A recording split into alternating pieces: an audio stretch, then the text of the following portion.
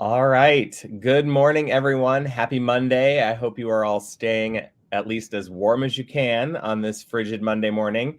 Welcome back to another Wake Up with YPN. I'm Jonathan Fell. I'm your vice chair of the Iowa City Area Association of Realtors, YPN.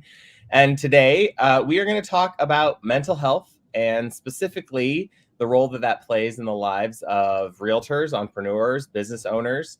So we have a special guest with us today. I'll introduce him in a second. But before I do that, I want to encourage anybody who's watching to write in with the questions. Leave a comment, ask us a question as you watch. We'll either get to it in the middle of our chat or we'll hold them to the end. But please send us a note and let us know what you're thinking, questions, thoughts, all that kind of good stuff. So with us today is James Gomez. He's a mental health counselor here in the Iowa City area. And James, I was going to have you introduce yourself to us a little bit today. Tell us a little bit more about yourself and your background. Yeah. Well, thanks so much for having me. I really appreciate the opportunity to come on here and talk about mental health.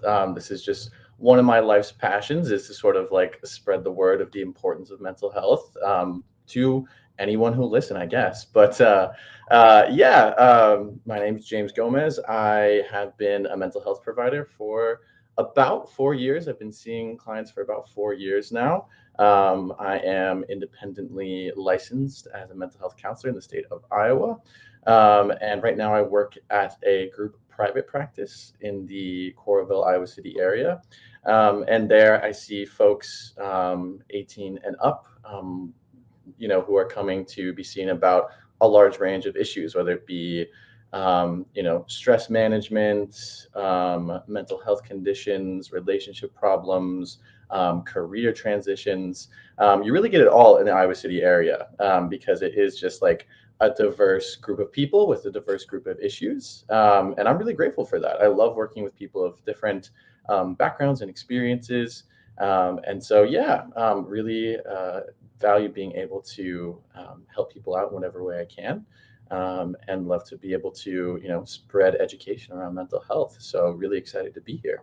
Awesome. Yeah, thank you so much. Yeah, I definitely agree with you. I think Iowa City is a great opportunity for all of us to, work and meet with people who are, some very much like us and some very much not like us. And I think that's one of the great things about being in this area.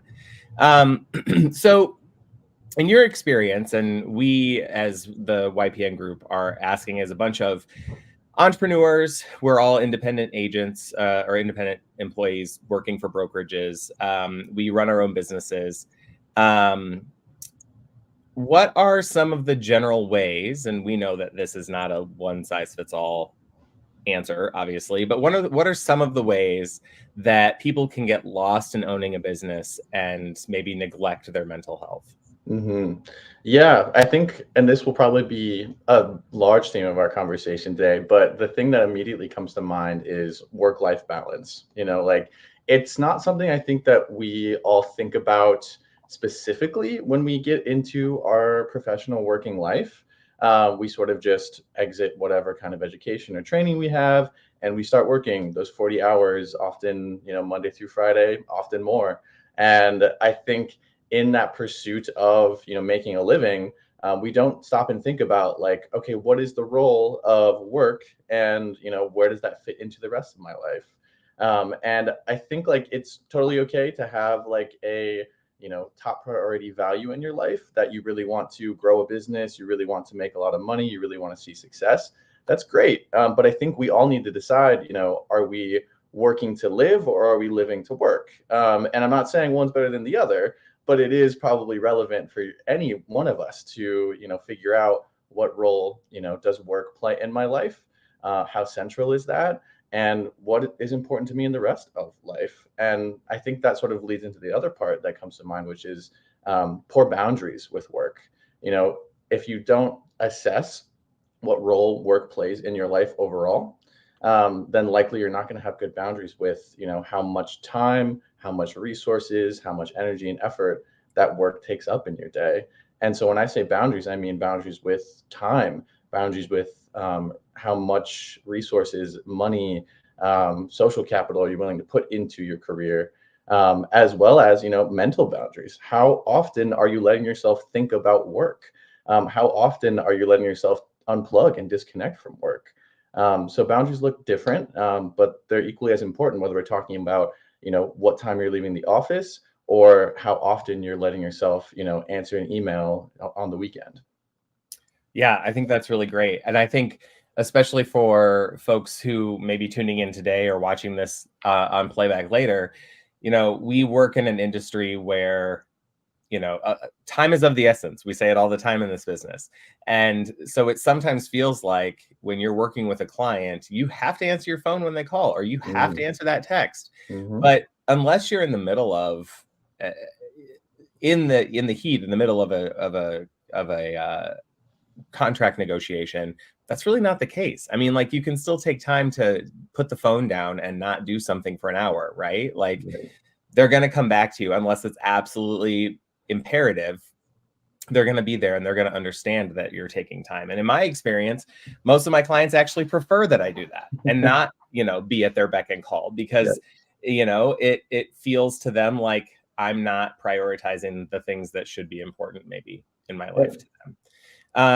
So saying all that and kind of recognizing where we are, like, what do you have any tips on how to get ahead of that as a business owner to make sure that you are kind of starting as that your mental health starts and stays a priority? I think part of the reason why we wanted to do this is because a lot of people are business planning, setting goals for the new year, and we thought it would be important to make sure this was an added piece of what everyone was doing. So do you happen to have any, tips or tricks for entrepreneurs, business owners?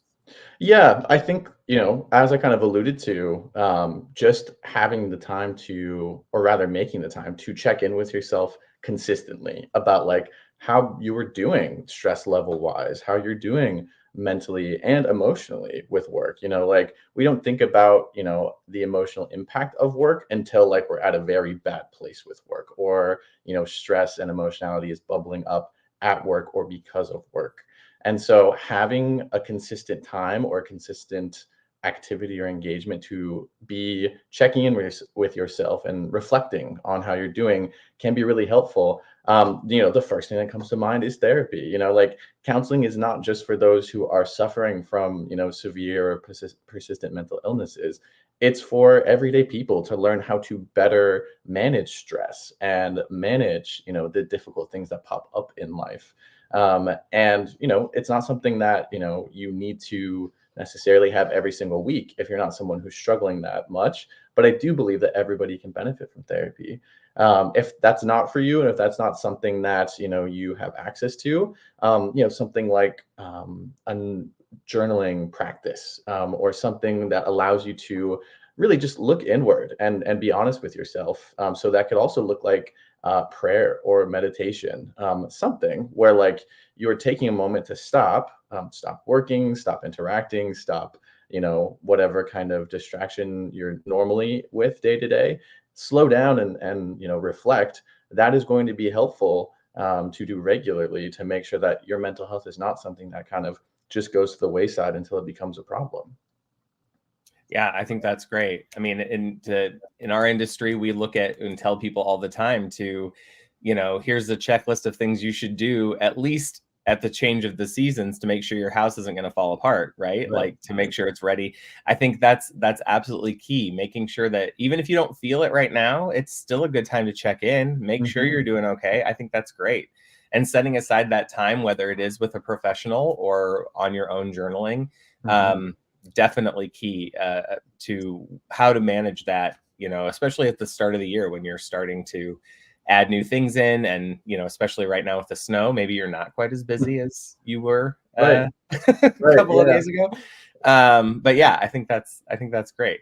Mhm. Um, so as a professional, how would you coach someone to manage stress and anxiety levels? Often in real estate, there are things that we just can't control, Mhm. cannot change. And depending on the situation, that can feel somewhat debilitating. Mhm.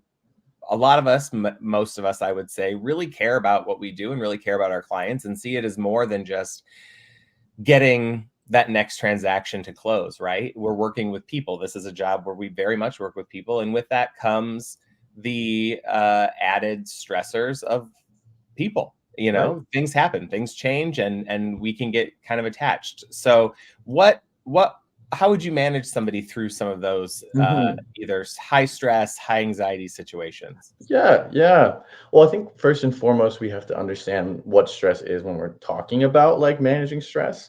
And stress is both a physical and mental experience. Like our bodies react to stress. Think about your nervous system, think about your fight or flight response.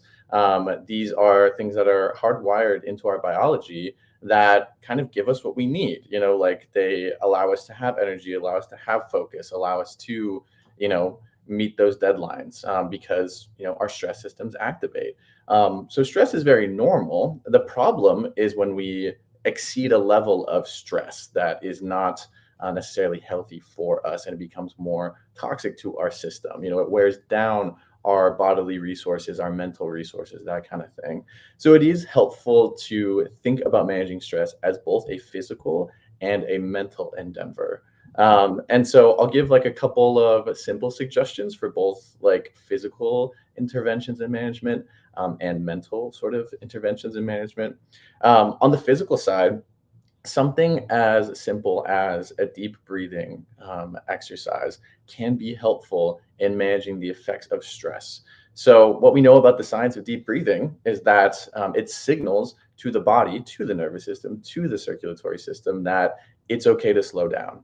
And day to day, we're not giving our bodies that signal. We're not consistently showing our physiology that it is okay to slow down. Think about what you do day to day in a work day. You're drinking coffee, you're answering emails, you're on the phone, you're, going from point A to point B. All of that signals to the body that it needs to be turned on, that it needs to be activated. So taking, I don't know, 5 minutes out of, every couple hours to sit back in your chair and engage in a deep breathing exercise, it will have a cumulative effect on like your body and how much tension you carry and how activated your stress systems are day to day. So that's probably a good physical tip. Moving to more of the mental side, generally, if someone's just looking for stress management tips, personally, I'll lean into a modality called mindfulness stress reduction. And so, mindfulness, I think, has become quite a buzzword in the last several years. I think we've all heard of it, but I don't think the general public has a good understanding of what that means.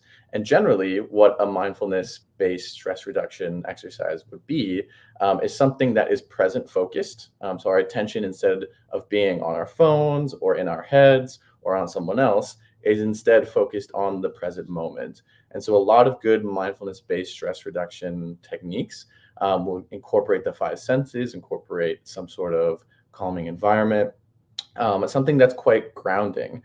And in that way, it sort of reduces our focus. It takes our mind from on the million things that's on our to-do list and brings it back down to sort of just the moment that's right in front of us. So it's a practice of like trying to help your mind grow its ability to slow down and just be present. Be present with yourself, or to help you be present outside of work, even more than that. And I wanted to address sort of what you talked about when you were referring to the kind of unexpected challenges that come up at work and when working with people, especially. Um, I think this is common for anybody in a competitive job or competitive um, environment professionally, where you are trying to get that sale, you are trying to get that client, you are trying to get to that next milestone, and there's a lot of ups and downs on that road. Something that I would recommend um, is a type of non-evaluative, non-judgmental acceptance. So acceptance is not the same thing as surrendering to something negative or something that's in our way. Acceptance is really just a skill of being able to shift from a place of problem solving, or a place of, why me, or how can I, avoid this, to a place of it is what it is. I can't sort of continue to perseverate on why did this happen or how can I prevent it. And I need to shift into, all right, this is what it is. This person is who they are. And so I need to like extend that some non-evaluative acceptance so I can move forward. Yeah, I think that's all really great. And I know that we may talk about this in a minute, but there's a lot of ways that folks can kind of get into this if nobody's ever heard of how to do some of these things. I know that in the past I've used Headspace, and they've got a few things on there for when you're doing that sort of mindfulness stress reduction of, stopping, and it's like, okay, tell me first 5 things you see, 4 things you hear, what does your shirt feel like, going through all those things to kind of bring you back down to the moment and really help you focus on, okay, there may be a lot of stuff out here that's going on, but really what we need to do is really focus and attune on this present time, and that will help kind of bring that down for sure.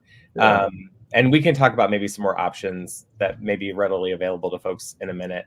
The other thing that I was reminded of when you were talking about those just 5 minutes of breathing, we have in our family done that with our kids. This is not my terminology. Somebody else said this and I thought it was brilliant, but they talk about it as cookies and bubble breaths, where you breathe in like you're smelling cookies and you breathe out like you're blowing bubbles, and you Very just do good. that, for like 5 minutes, like you said, and it really does just take that anxiety level down. It really kind of brings you back into your space and helps you focus on that. And I think that that's just a fun way that we've talked about it. And even if I'm sitting in my car, I'm like, all right, I need some cookies and bubbles, like it even helps me in those moments as well. So yeah, I definitely think those are some great tips.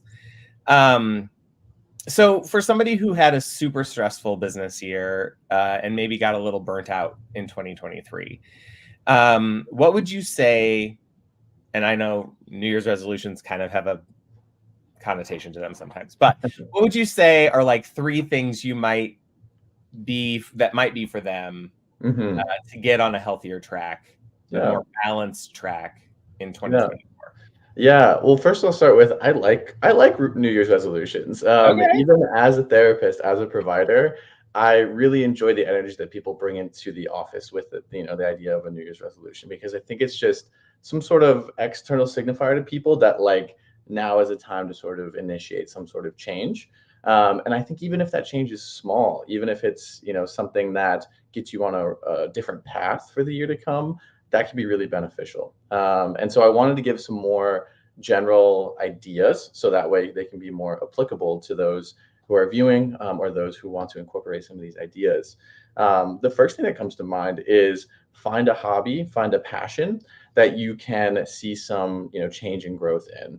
I think a lot of times when we're burnt out with work, it's because it's a lot of time and mental resource and energy that's going into it, and we're not sort of getting back from it what we want. And that's pretty normal. But that can leave people feeling pretty helpless and pretty hopeless. And so, what we want to do is devote a little bit more mental energy and time to something that does fill you up, that is exciting to you. So, that's why I said a hobby or a passion, like something that you enjoy engaging with, something maybe that you're looking to get more into, maybe something that expands your knowledge or something that helps you grow and develop in another way. That can be really beneficial because then it's something that you can look forward to developing that's not related to your business, not related to your work, but is probably something that you still enjoy or that you still have a passion for. For me, that's music. Like I play a couple instruments, and I really love to learn new songs and play on my own. And that's obviously like very unrelated to my work. I'm not performing in the office with clients, but I really enjoy being able to incorporate that kind of hobby and passion into my own life, because that is really important to me, and it helps reduce stress and it helps me feel like I'm growing in that way. So I think like that tends to be something that's really beneficial when we're feeling quite burnt out with work. The second thing is sort of related to what we talked about at the top of our conversation, which is to reassess your boundaries. If you're feeling very burnt out with work, that's probably a sign that work needs to take a slightly smaller role in your day-to-day life. And so start thinking about, what time am I putting myself on the clock? Is it right when I wake up, I'm grabbing my phone and answering emails? Or am I allowing myself to just look at my email when I get to the office? What time am I calling it quits every night? And am I able to adjust that on as many days as possible. When's my next vacation? Do I have a vacation planned? Do I have anything to look forward to outside of work? And so reassessing your boundaries, opening your calendar, opening your planner, and trying to put some more structure in there, so that way you can have a more clear differentiation between work and life. That can definitely help mitigate the burnout. And the last thing I could recommend when it comes to a New Year's resolution for being able to manage stress and prevent burnout would probably to be practice one stress management technique. So, like something we just talked about, deep breathing, mindfulness-based stress reduction, some sort of acceptance-based or reflective intervention. That could be really helpful. And I'm not saying that it's going to prevent burnout all on its own, but it can certainly help in one's ability to, keep up the stamina, keep up the drive, and not be quickly taken down by a stressful event that might pop up in the first quarter of this year. Yeah, absolutely. Absolutely. And this kind of piggybacks on that then, more broadly, maybe you had a great year last year, maybe this is a topic that you're like tuned into today because you're like, well, I mean, it sounds interesting. I don't know what I'm really going to get at, but I feel pretty good. But like, what are some habits you might suggest to somebody who may feel that way, but still does have that sort of, stress peak, anxiety peak, and maybe sometimes even feels overwhelmed with their sense of responsibility professionally or at home? Yeah. I'd say a good habit to get into, especially as a working professional, somebody who's looking for growth opportunities, is before you say yes to something, whether it be a meeting or an opportunity or a deal, even, make it a habit to stop before you say yes and check in with yourself, and I'm not saying you have to do any of the interventions that we talked about. But what I am saying is, check in with yourself and maybe even just, rate your stress on a scale of 1 to 10, and see where you're at. See if you're in a place where saying yes to this opportunity is within, your tolerance level. Can you tolerate this responsibility? And I guess paired with that then would be get more comfortable saying no. Because I think we often struggle to say no when something seems good for our business or good for our career in the long run. But saying no might be good for us as people, which then makes us better for our ability to work. So that's definitely a good habit for anybody to have. The second habit is probably related to this idea around hobbies. So I would say, like, schedule in regular time for things that are recharging to you. If you don't, have a regular time to engage in a hobby, engage in some sort of passion, then it might fall to the wayside because it's easier for work things to fill up your calendar. But if you have something scheduled in, maybe it's a group fitness class that you do with your friend. Maybe it's a book club that you're a part of that meets every month. Maybe it's a dinner that you have with your sibling every week to catch up, like something that happens regularly that instead of, draining your battery, it recharges your battery. And that becomes a habit then, identify what is recharging to you and schedule it in regularly. So that way, when you go without it, you start to know, like, oh, that's something that helps me stay on track. That's something that helps recharge me so that I can show up on Monday morning and feel ready to, dive back into it. And I would say the last habit that I could probably instill, and this probably might be hard for some people to hear, but to probably level with yourself more often, to ask yourself, is this worth it? And I don't mean your job overall, but I mean the situation you find yourself in, Yeah. whether it's a difficult client, a difficult sort of path forward in whatever you're pursuing, or just, for some people, it's, the industry they're in. I'm not saying that all industries are going to lead you to a place of questioning it all, but I do think oftentimes what ends up people in a bad situation, or what plops people into my office looking for some help, is this sort of like lack of self-awareness of, am I more miserable than content in this sort of situation I find myself in? Because overall, no job is going to be worth a loss of physical or mental health. It's just not. And so it's probably helpful to be able to level with yourself if you find yourself on the upper ends of stress and suffering. Like, all right, how worth it is this deal? How worth it is Right. this, meeting or this client? Because overall, we can't sacrifice like our well-being just for the sake of making a little bit more money or pursuing a growth opportunity. Right. And absolutely. I mean, being able to keep your own tank full, you're going to be better able to serve your clients in the future. And if something isn't worth it, or if someone is causing you too much, it is okay to let a client go. We don't like doing that, but it's Mhm. absolutely okay. Yeah. And the other thing that you brought to mind, scheduling those times for yourself. Um, I've heard folks say like, yeah, but how do I tell a client that I can't talk to them because I'm going to the gym or I'm meeting with Mm. my sister? You don't have to tell them what you're doing. You Right, tell them right. you have an appointment and it's Very set, good. and that's it, right? Mhm. Like they don't Yeah. need to know. But Yeah. it is going to serve you and benefit you and recharge your batteries, like you Mhm. said, in important ways that are going to last you a lot longer.